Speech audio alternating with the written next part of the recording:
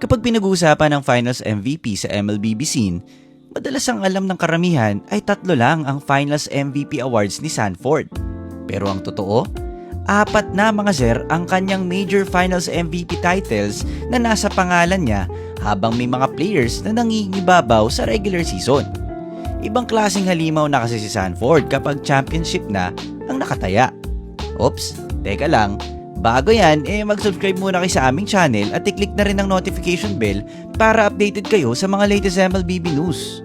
Kapag Grand Finals na, parang may switch na pinipindot si Sanford. Mas lumalakas, mas nagiging dominante, at mas nagiging clutch sa pinakamahalagang serye ng tournament. At dito lalo nagiging makasaysayan ang achievement niya. Sa buong franchise era ng MPL Philippines, si Sanford lang ang nag-iisang player na nakakuha ng 3 domestic finals MVP awards. Season 11, Season 13, at syempre ngayong Season 17. Walang ibang player sa kasaysayan ng liga ang nakagawa nito. Mas lalong nakakamangha kapag ikukumpara sa mga alamat ng eksena tulad nina Carl Tizzy, Edward, at syempre si Haji.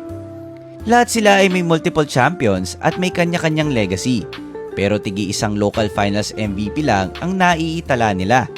Samantalang si Sanford naman, 3 na agad sa MPL Philippines pa lang. At hindi ito nangyari ng sabay-sabay.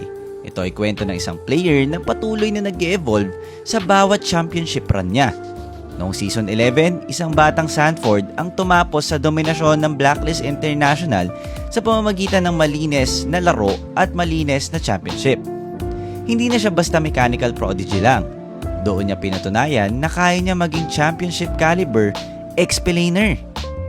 Pagsapit ng Season 13, mas mataas na ang expectations. Ngunit sa halip na matibag, mas lalo siyang nagniningning. Tinulungan niyang pabagsakin ng reigning M5 World Champions na Falcons AP Bren at muling inangkin ng Finals MVP Award. At ngayong Season 17, isang perpektong pagtatapos sa isang historic championship run nila. Pero hindi lang si Pilipinas umikot ang kwento ni Sanford. Noong MSC 2025 sa Riyadh, sa ilalim ng Esports World Cup, muli niyang ipinakita ang kanyang dominasyon sa international stage matapos pangunahan ng kanyang team laban sa SRG. Nakuha rin niya ang Finals MVP honors. Isang tagumpay na nagpatunay na hindi lang siya local superstar, isa siya sa pinakamalulupit at pinakarespetadong explainers sa buong mundo.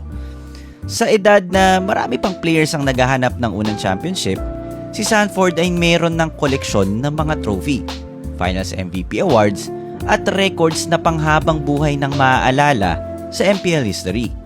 3 MPL PH Finals MVPs, isang International Finals MVP, isang historic three-peat na hindi lang ito usapan ng pagiging mahusay na explainer.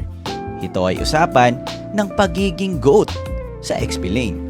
Kaya ang tanong na marami, sa 4 na major Finals MVP awards at isang makasaysayang MPL Philippines three-peat, masabi na ba nating si Sanford ang undisputed GOAT explainer of all time?